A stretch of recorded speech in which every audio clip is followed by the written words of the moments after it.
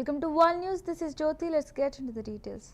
Venezuelan opposition leader Maria Corina Machado has been awarded the 2025 Nobel Peace Prize for her unwavering commitment to democratic rights and peaceful resistance against authoritarian rule. The Norwegian Global Nobel Committee praised her as a brave and committed champion of peace and a key unifying figure in a political opposition that was once deeply divided.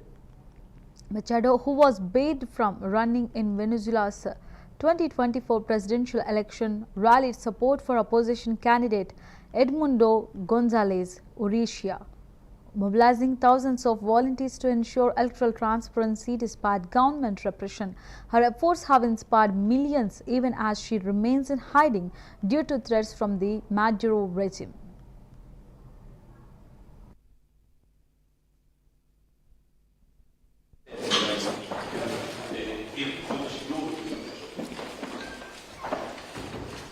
Good morning.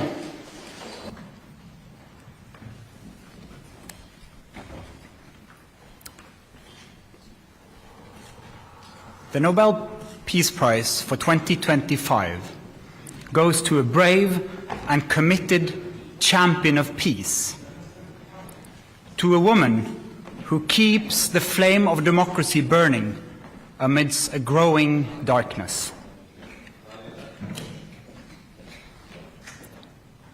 The Norwegian Nobel Committee has decided to award the Nobel Peace Prize for 2025 to Maria Corina Machado. She is receiving the Nobel Peace Prize for her tireless work promoting democratic rights for the people of Venezuela and for her struggle to achieve a just and peaceful transition from dictatorship to democracy. As the leader of the democratic forces in Venezuela, Maria Corina Machado is one of the most extraordinary examples of civilian courage in Latin America in recent times. Ms. Machado has been a key unifying figure in a political opposition that was once deeply divided, an opposition that found common ground in the demand for free election and representative government.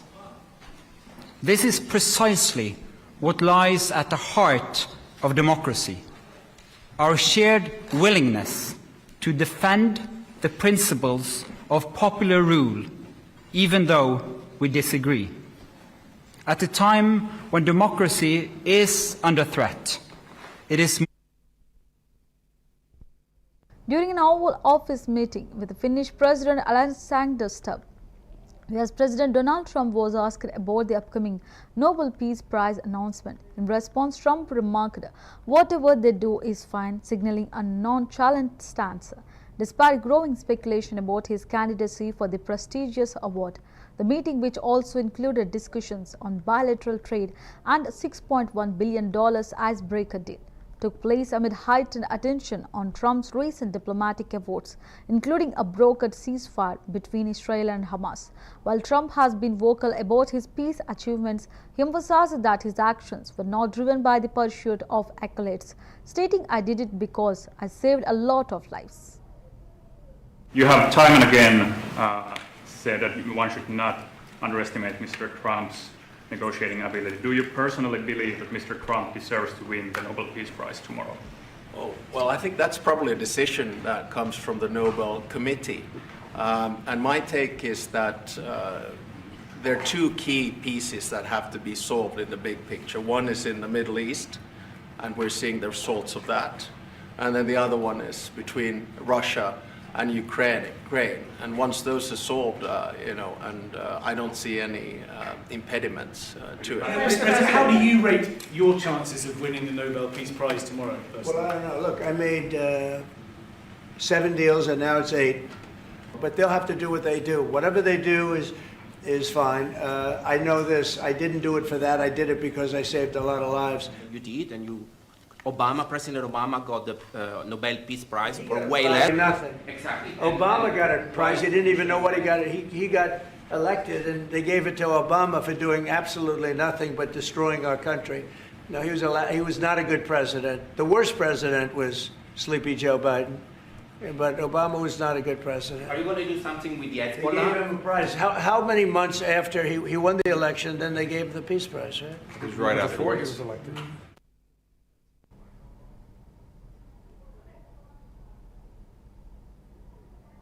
In a significant diplomatic engagement held in New Delhi, External Affairs Minister Dr. S. Jaishankar met with Afghan Foreign Minister Amir Khan Muttaqi to discuss the evolving relationship between India and Afghanistan.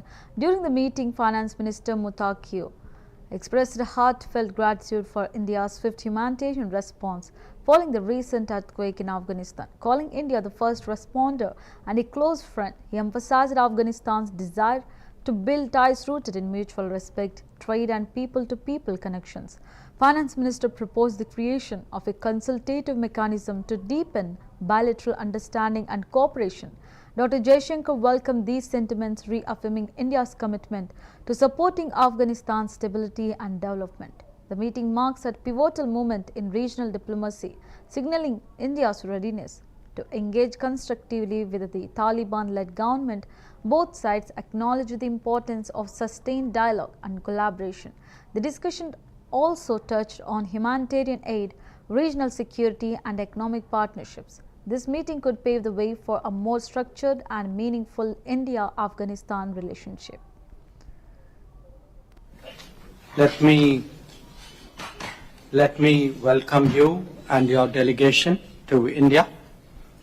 Your visit marks an important step in advancing our ties and affirming the enduring friendship between India and Afghanistan.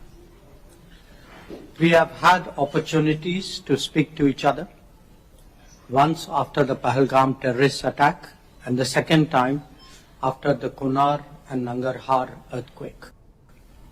However, a meeting between us in person has a special value in allowing us to exchange perspectives, identify common interests, and forge closer cooperation.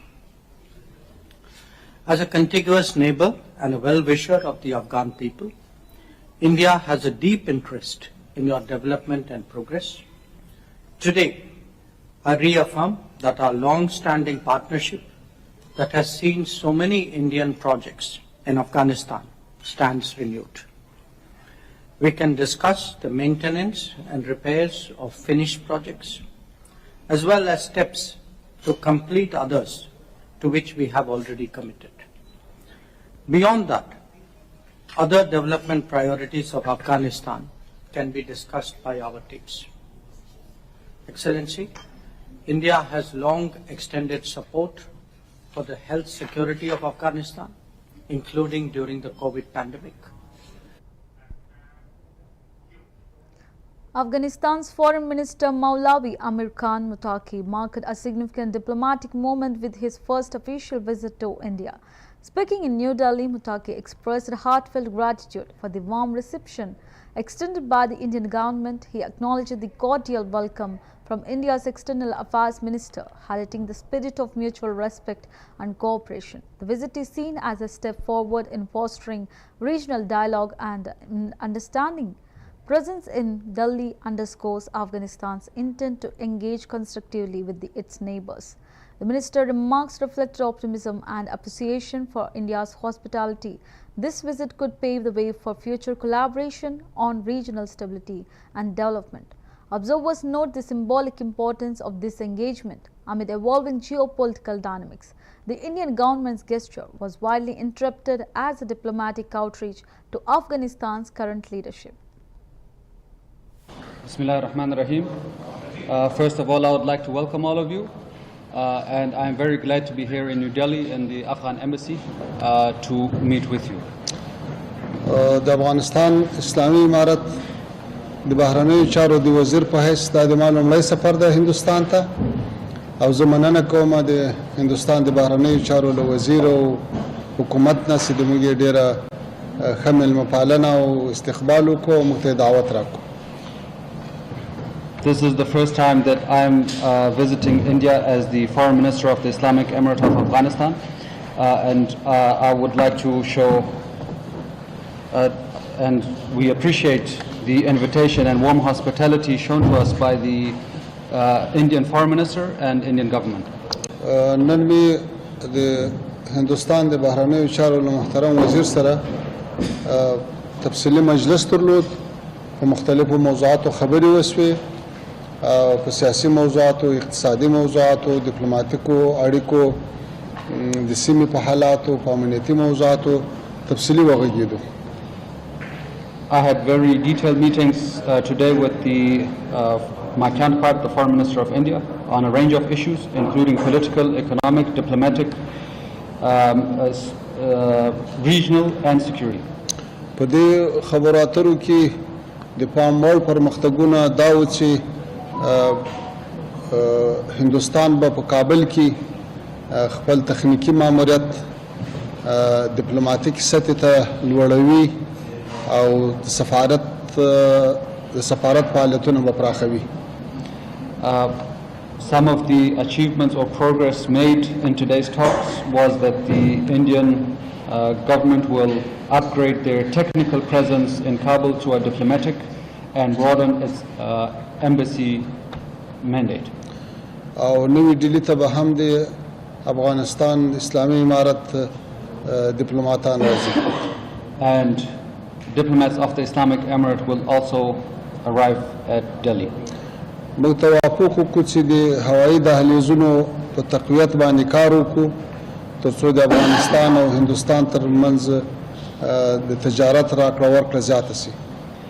We also agreed to strengthen the air corridors between Afghanistan and India to strengthen our trade.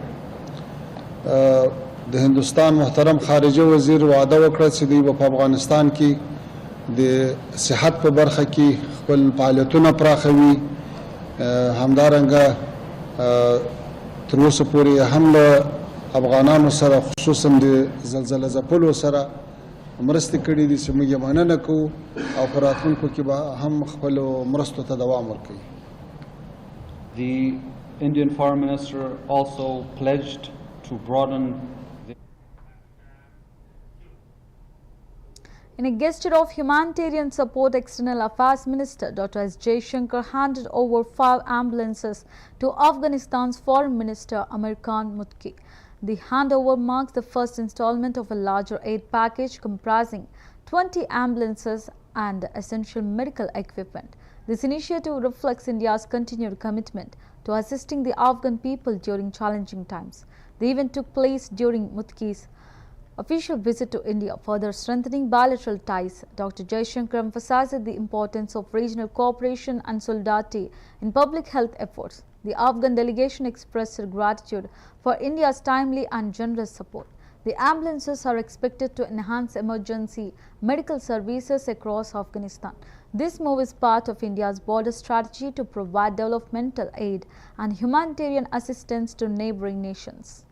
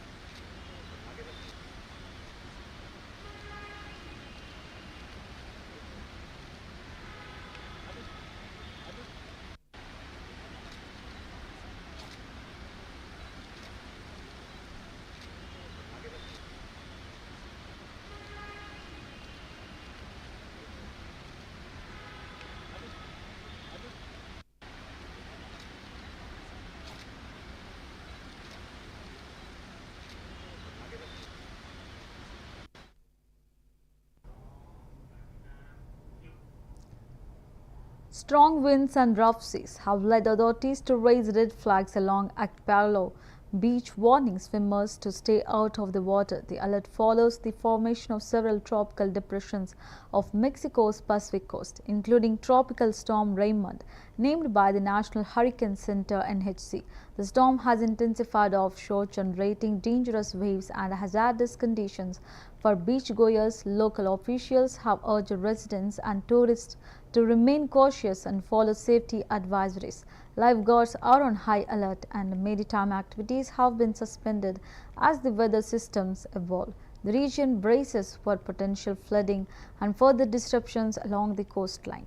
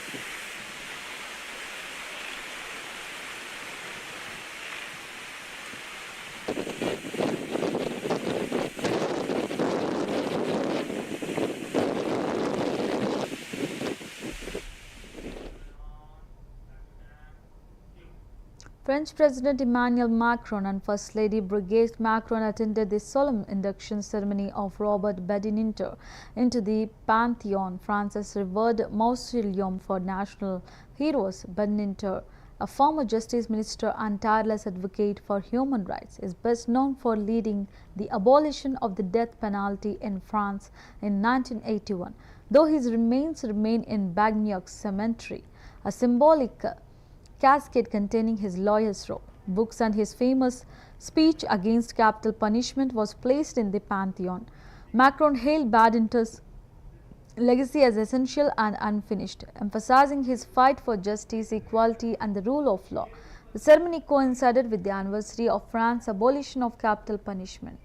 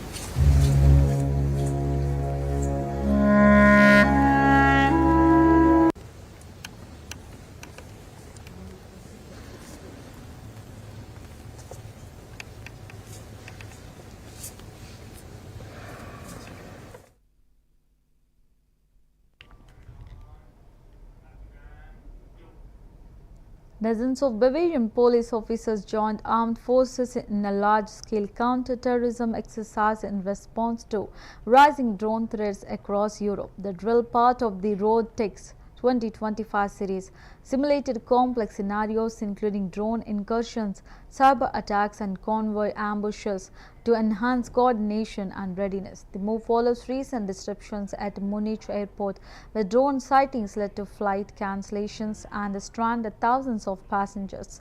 In response, Bavaria is fast-tracking legal reforms to empower police with the drone defense capabilities, including electronic jamming and potential shoot-down authority in emergencies. A new drone defense center is also planned in Reading to bolster technical preparedness.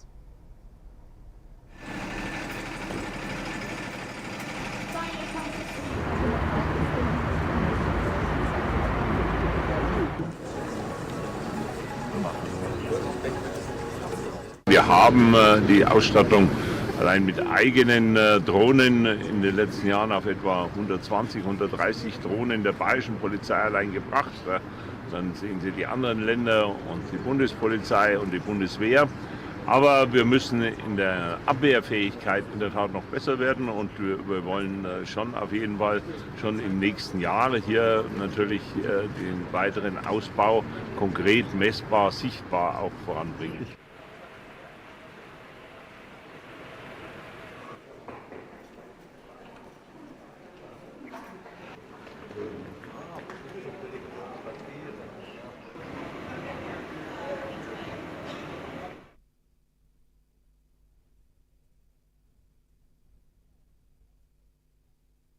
Took to the streets of Antananarivo, Madagascar's capital, in the latest wave of anti-government demonstrations.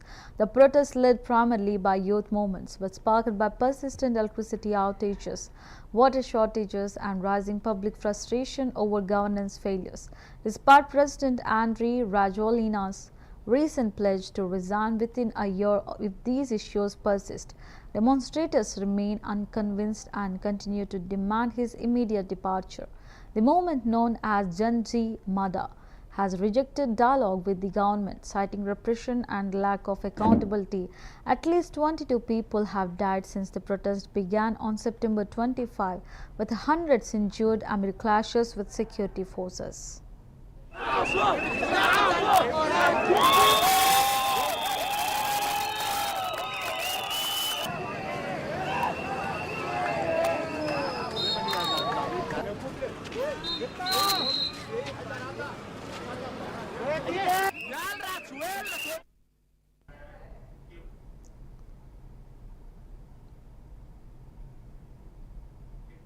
A massive offshore earthquake with a preliminary magnitude of 7.6 struck near Manai town in Devo Oriental, southern Philippines. The quake occurred at a shallow depth of 10 kilometers, triggering tsunami warnings across the region.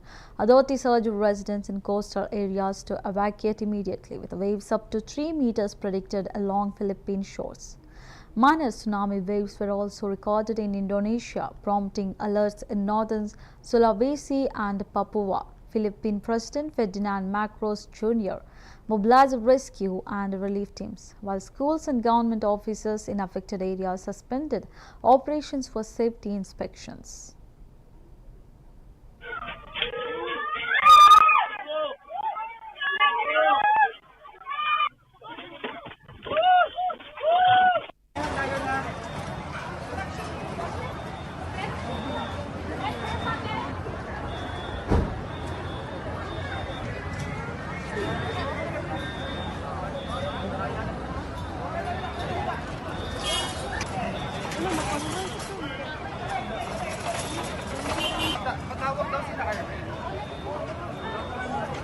Akong pa nabiling pa yun.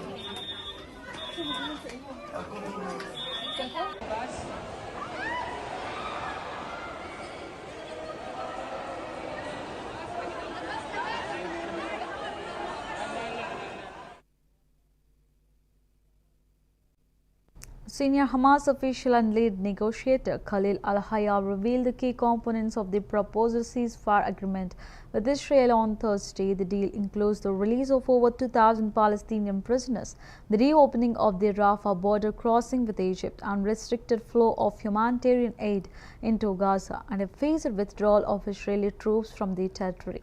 The ceasefire, brokered by the United States and supported by regional mediators, marks the first phase of a border peace plan aimed at ending the 2-year-long conflict. Israel has agreed to begin troop pullbacks and facilitate aid deliveries, while Hamas is expected to release remaining Israeli hostages within a 72-hour window. Finally, we took on a great responsibility in dealing with the American president's plan, and we presented a response that would fulfill the interests and rights of our people and save their blood. This response included our vision for stopping the war. Our negotiators traveled to the Arab Republic of Egypt, armed with responsibility and positivity. This enabled us and the resistance to work together to reach an agreement that we can present to our people, the heroes. Today we are announcing that we have reached an agreement to end the war and aggression against our people and to implement a permanent ceasefire. This will involve the withdrawal of occupation forces, the entry of aid, the opening of the Rafah crossing in both directions, and the exchange of prisoners. As part of this, 250 Palestinian prisoners, including those sentenced to life imprisonment, will be released, as well as 1,700 prisoners from the Gaza Strip arrested after October. In a dramatic midnight session, Peru's Congress voted unanimously to remove President Dina Boluarte from office, citing permanent moral incapacity amid a surge in violent crime and public unrest. Jose Chari, the 30-year-old president of Congress and member of the conservative Somos Peru party, was sworn in shortly after the country's new head of state.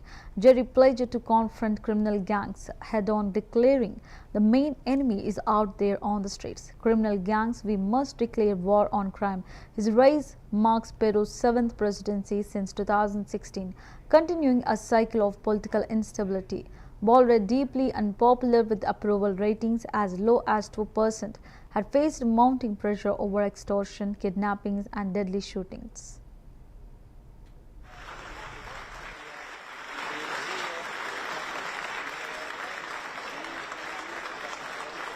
Juro por Dios, por mi país, por todos los peruanos, que ejerceré fielmente el cargo de presidente de la República.